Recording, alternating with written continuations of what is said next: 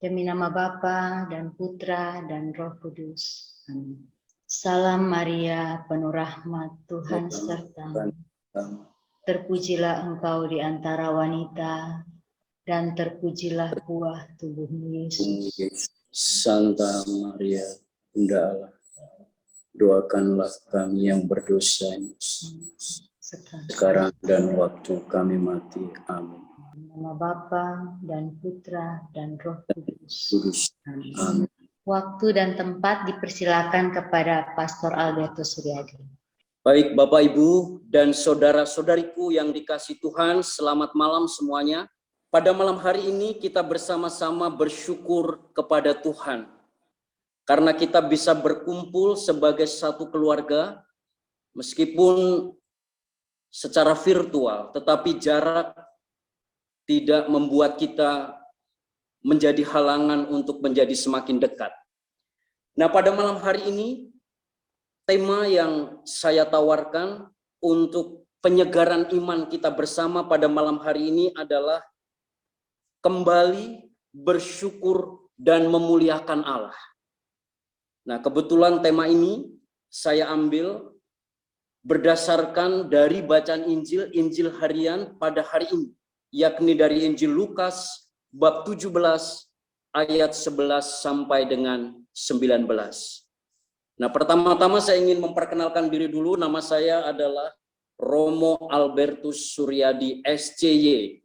Pasti Bapak Ibu sudah mengenal juga beberapa imam atau pastor SCY yang berkesempatan melayani Anda semua di dalam komunitas Love Praying and Family atau Love Praying Family.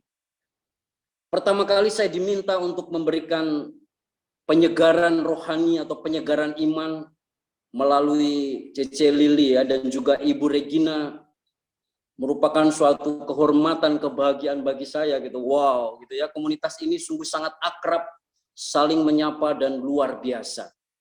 Maka semoga dengan acara malam ini kita selalu semakin diberkati. Nah, sebelumnya saya berkarya atau bertugas di Beijing, di Tiongkok ya, di mainland China. Satu misi sebenarnya bersama dengan Romo Santoso, Romo Buntoro. Hanya saat ini karena situasi COVID, pandemi COVID-19, saya belum bisa kembali lagi ke Cina dan saya sementara ini tinggal di Paroki Santo Gregorius Agung Jambi ya, di Jambi. Welcome to Jambi ya. Selamat nanti kalau ada yang ingin berkunjung ke Jambi. Nah, Bapak Ibu dan saudara-saudariku yang dikasih Tuhan, mari kita masuk ke dalam pendalaman tema kita pada malam hari ini. Tapi setelah yang satu ini ya, saya ingin memberikan pantun untuk kita bersama karena keakraban kita ya. Buah duku, buah durian boleh dibeli di kota Medan.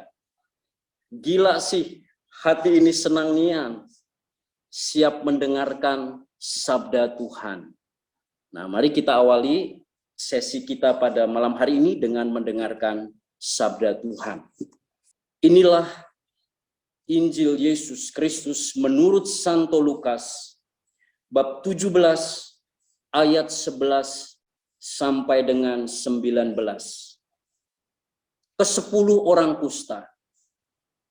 Dalam perjalanan ke Yerusalem, Yesus menyusur perbatasan Samaria dan Galilea.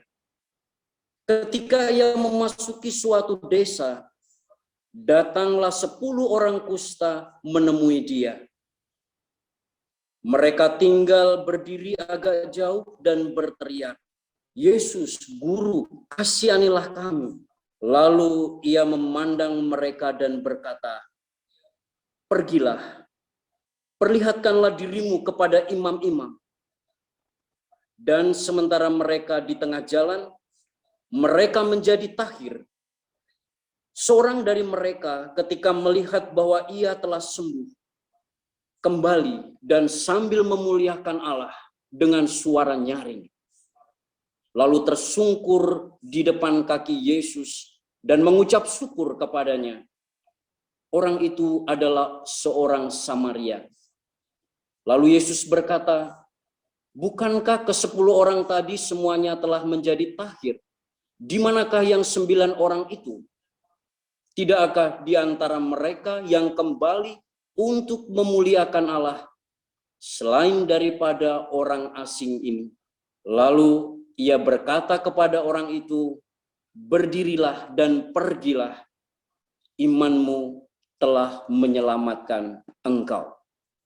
Nah, Bapak, Ibu, dan saudara-saudariku yang dikasihi oleh Tuhan, setelah mendengarkan bacaan Injil pada malam hari ini, saya ingin mengajak kita bersama untuk masuk di dalam permenungan kita.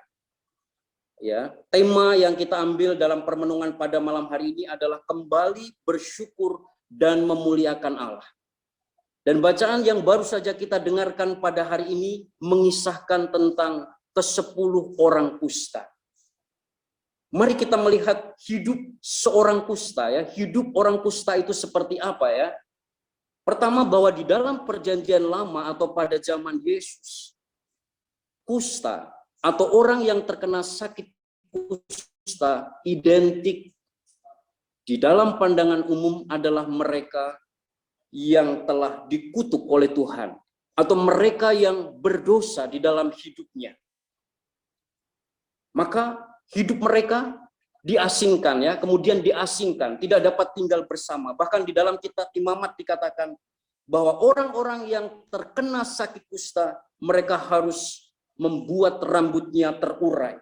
Tidak boleh mendekati orang, dan bahkan juga kaki atau tangan mereka kadang diberi suatu tanda. Sehingga ketika mereka berjalan akan berbunyi. Sehingga orang yang mendengarnya kemudian akhirnya tahu bahwa itu adalah orang kusta dan harus segera menjauhinya. Nah, dari situasi ini kita melihat bahwa orang yang menderita sakit kusta, mereka bukan hanya menderita secara fisik, tetapi terlebih juga secara batin dan sosial. Ya, mereka secara batin sangat menderita. Nah, saya ingat Bapak Ibu, tahun 2006 saya pernah live in di Rumah Sakit Sitanala, ya, di Tangerang itu. Rumah sakit untuk mereka yang terkena sakit kusta. Waktu itu saya belajar tentang proyek harapan, ya. Dan yang menarik adalah ketika saya sampai di rumah sakit itu, sudah secara otomatis saya menjadi takut. Karena saya berjumpa dengan orang-orang yang sudah sakit kusta. Mereka yang secara fisik, ya, ada badan, bentuk tangan, kaki yang tidak lengkap, membuat saya menjadi ketakutan dan mereka begitu terasing, ya, dari situasi itu. Dan bahkan di dalam pergaulan keseharian mereka, mereka pun juga hanya ada di dalam situasi itu, tidak bisa keluar kemana-mana karena lingkungannya memang tidak menerima mereka. Mungkin kalau ada Bapak Ibu yang tinggal di daerah Tangerang ataupun juga seputar Karawaci, mungkin Anda pernah juga melihat atau paling tidak melintasi di Rumah Sakit Sitanala, Rumah Sakit Orang Kusta. Nah, gambaran ini juga tentunya ada yang kita alami juga, ya, pada masa pandemi ini. Hampir mirip dengan orang yang terkena atau didiagnosa penyakit COVID-19. Kalau ada dari antara saudara-saudari Anda mungkin yang pernah didiagnosa terpapar COVID-19, sudah secara otomatis dia akhirnya harus terasing, bahkan juga mengisolasi diri, dan secara tidak langsung dia menjadi semacam terpisah dari kehidupan pada umumnya. Nah, itulah gambaran kurang lebih bagaimana situasi orang kusta pada zaman Yesus. Dan mungkin juga dalam situasi COVID sekarang ini. Nah, yang menarik adalah pada saat ke-10 orang kusta mengalami situasi yang sungguh-sungguh sangat berat di dalam hidupnya, Tuhan Yesus datang tepat pada waktunya. Tuhan Yesus datang memberikan penyembuhan kepada mereka. Tuhan Yesus datang menghidupkan mereka. Dan di dalam bacaan Injil yang kita dengarkan Bapak Ibu bersama, menarik bahwa dari 10 orang kusta hanya 1 yang kemudian kembali bersyukur dan memuliakan Allah. Dan orang Samaria ini 100% hidupnya telah berubah secara total. Dia mengalami penyembuhan dari Tuhan Yesus, tetapi baik secara batin, secara fisik, secara mental, orang kusta ini akhirnya kembali menemukan jati dirinya. Nah, yang menarik bagi saya, seperti tema pada malam hari ini, kembali bersyukur, dan memuliakan Allah. Inilah 3 inti yang dibuat oleh orang Samaria yang telah disembuhkan oleh Yesus. Nah, mari kita merenungkan satu persatu ya dari kata-kata ini. Pertama, kembali. Hidup yang kembali. Kita melihat tadi seorang Samaria kembali kepada Yesus dan mengalami sukacita. Nah, kalau kita melihat di dalam pengalaman hidup kita, Bapak Ibu ya, Anda yang mungkin pernah pulang kampung ya, kembali ke kampung halaman atau mudik ya. Ketika Anda mudik, Anda pasti mengalami perasaan sukacita, kegembiraan. Bahkan 1 bulan sebelumnya semuanya sudah disiapkan pokoknya. Tidak ada yang boleh terlewatkan ya. Jadi bersiap-siap untuk mudik. Pada saat Anda melakukan perjalanan, betapa hati Anda sungguh-sungguh bersukacita dan berbahagia. Bahkan mungkin kesulitan, pekerjaan, ataupun juga segala pengalaman pahit yang Anda alami di kota, ketika Anda mudik menjadi hilang semuanya karena dipenuhi dengan sukacita dan akan bertemu dengan orang-orang yang terkasih, yang tercinta. Apa juga di dalam pengalaman hidup kita, kata kembali ini bisa kita maknai dengan ketika kita, saya dan Anda ingin kembali dari perjalanan jiwa kita yang mungkin selama ini kita lelah dengan perjalanan jiwa kita, perjalanan hidup kita yang diwarnai dengan mungkin dosa, ya, yang diwarnai dengan kesedihan, yang diwarnai dengan berbagai macam kesulitan. Dan mungkin ada juga di antara kita yang pernah jatuh di dalam situasi kekelaman. Ya, drug misalkan saja. Atau mungkin juga ilmu hitam. Atau mungkin juga hal-hal spiritual yang tampaknya membuat kita merasa bersukacita, tetapi endingnya seringkali justru membuat kita masuk dalam situasi yang semakin berat. Kita ingin kembali kepada Tuhan Yesus seperti seorang Samaria. Atau juga kita ingin kembali ke dalam hidup di mana kita ingin menemukan jati diri kita. Hidup dengan diri kita ya, be myself, be yourself.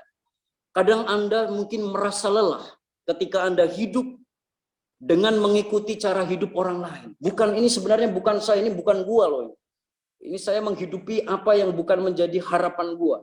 Mungkin saya hanya mengikuti kehendak orang tua dan lain sebagainya. Begitu sangat lelah. Karena saya akhirnya tidak menjadi diri saya sendiri, tapi saya menjadi orang lain.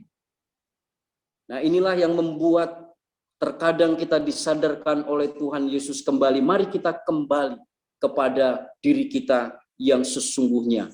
Dengan sukacita, dengan keceriaan. Atau juga kembali dalam saat-saat kebersamaan bersama dengan anggota keluarga. Saya tahu pasti dari antara kita semua, Anda begitu banyak memiliki kesibukan. Yang tinggal di kota Jakarta, berangkat pagi, pulang sore, pulang malam ya. Atau yang kerja dimanapun. Tanpa kita sadari kita sudah kehilangan waktu di dalam kebersamaan bersama dengan keluarga orang yang kita cintai. Tanpa kita sadari kadang kita sudah tidak memiliki waktu lagi untuk sekedar minum kopi bersama. Atau mungkin juga minum teh bersama. Kita tanpa sadar kita tidak memiliki waktu lagi untuk hanya sekedar mengatakan I love you. Saya mencintaimu, Dek. Saya mencintaimu. Ya, saya mengasihimu dan lain sebagainya. Kehidupan yang kita alami terkadang karena kesibukan kita dan lain sebagainya menjadi sulit atau sangat kering, hambar dan lain sebagainya. Mari kita kembali dalam suasana kehidupan kita yang tentunya diwarnai dengan sukacita dan semangat. Seperti seorang Samaria yang menemukan Yesus. Kita kembali untuk hidup bersama dengan Yesus dalam sukacita, gairah, dan tentunya bersyukur ya. Tentunya dengan syukur. Ini yang saya renungkan secara pribadi. Sulit seringkali bagi kita untuk kembali pada kehidupan yang dijiwai dengan rahmat ketika kita masih sulit untuk bersyukur di dalam kehidupan kita. Nah, menjaga hati yang bersyukur. Inilah yang ingin kita juga perjuangkan di dalam kehidupan bersama. Nah, Bapak Ibu dan saudara-saudariku yang terkasih ya, kita masih punya satu tema lagi nih ya, karena bersyukur dan memuliakan Allah. Nah, saya menyadari Bapak Ibu bahwa hati yang bersyukur itu tidak bisa tidak pasti memuliakan Allah. Hati yang gembira itu tidak bisa tidak pasti juga di dalam hidupnya pasti memuliakan Allah. Coba perhatikan nanti kalau Bapak Ibu senang, bersukacita, senyum-senyum gitu ya, atau mungkin di kamar mandi atau di ruang makan ya, pasti spontan dalam hati Ibu ada kerinduan juga untuk memuliakan Allah. Nah, inilah juga yang dibuat tadi oleh orang Samaria yang disembuhkan oleh Yesus. Bahkan dia sampai datang tersungkur di depan kaki Yesus dan akhirnya ia memuliakan Allah. Dan di dalam bacaan Injil tadi yang terakhir dikatakan berdirilah dan pergilah. Suatu utusan yang diberikan Yesus kepada orang Samaria ini yang sudah disembuhkan untuk pergi dan memuliakan Allah.